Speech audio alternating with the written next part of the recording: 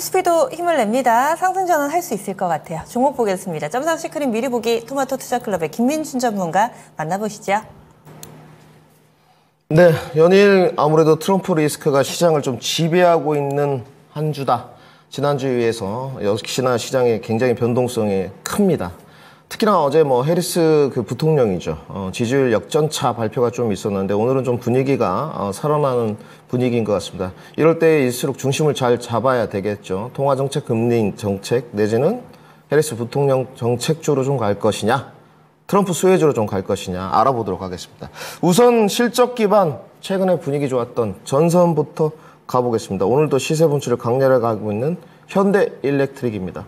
저는 참 이 종목을 보면서 올해는 접근을 못 해봤습니다. 그런데 아름답게 역시나 21선을 타면서 강한 종목은 21선은 무너뜨리지 않는다.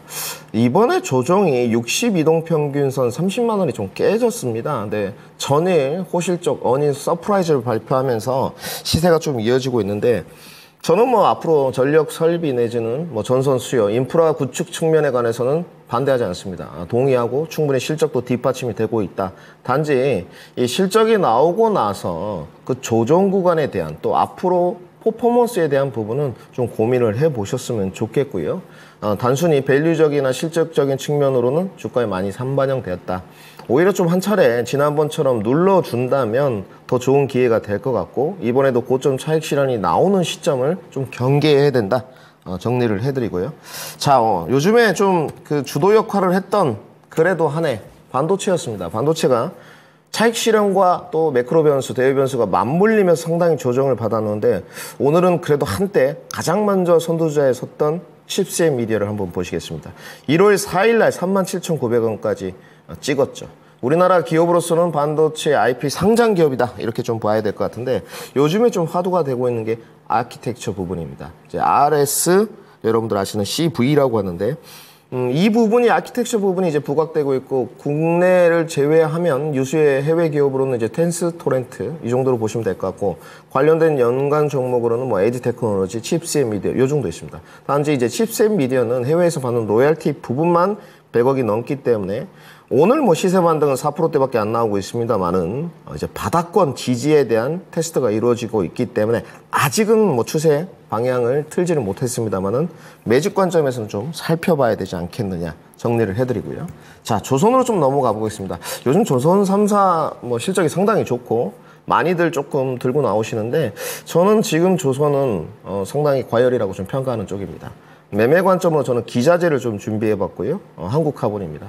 여러분들 다 아시는 이제 한국카본, 동성화이텍 그리고 이제 이름이 바뀌었죠. HSD 엔진에서 한화엔진 요 정도인데 오늘 분위기가 다 괜찮습니다.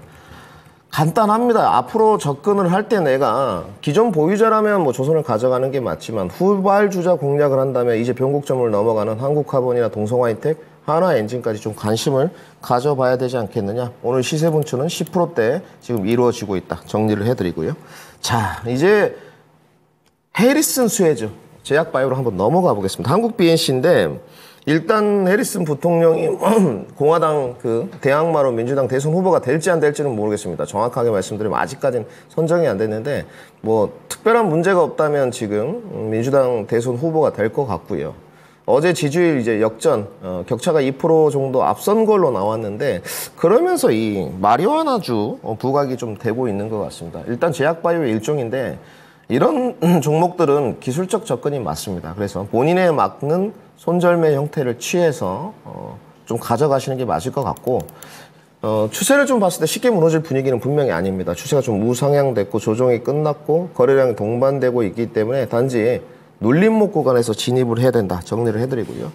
한 종목 스몰캡 종목으로 좀 더 넘어가 보겠습니다. 제약바이오가 최근에 주도권을 많이 쥐고 있었는데 낙수 효과는 확실히 좀 나오는 것 같고요.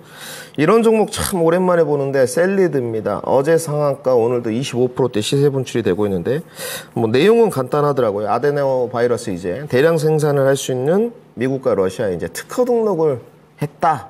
이런 부분이 좀 부각되면서 거래량이 동반되면서 올라가고 있는데 제가 봤을 때는 추세 상단 정도까지는 가능해 보입니다. 한 3,000원 언저리 정도로 좀 파악되는데 그 이상은 조금 여러분들이 보수적 관점으로 봐야 되지 않겠느냐. 주도력이 아직 낙수효과 쪽까지도 낙수효과까지는 내려가지 못했습니다. 제약바이오도 그렇기 때문에 분명히 유의를 좀 해야 될 것 같고요. 마지막에 해리슨 관련된 주 하나 더 보겠습니다. CS 윈드입니다. 결국은 이제 트럼프 관련주로 갔을 때 건설 기계냐, 또 화석 연료 에너지냐, 뭐 정통 에너지냐 이런 쪽으로 좀 가는 것 같고요. 해리슨 대선 후보 이야기가 좀 나왔을 때는 친환경 쪽으로 다시 한번 화두가 되는 것 같은데 CS 윈드 모습입니다. 바다권에 대한 인식은 있어요. 가격 경쟁력도 있고 단지 이제 비슷합니다. 전체적인 친환경 섹터가 상당히 제한적이고 올라가는 동력이 없다는 부분에 관해서는 좀 아쉬운 대목이지만 지금 현재는 지지율 격차에 따른 연동관계가 이루어지고 있기 때문에 이 부분을 일단 초점으로 놓고요. 시세 반등 부분을 봐야 될 것 같습니다. 장기적인 관점으로는 어떻냐? 저는 친환경 섹터는 장기적으로는 문제없다 정리해드리고요. 자리를 좀 이동해서 오늘 낙폭과대 반등이 어디까지 좀 이루어질지, 주도주의 흐름은 어떨지, 그리고 소외주들 안에서 또 대장주의 흐름은 어떨지 한번 알아보는 시간을 갖도록 하겠습니다.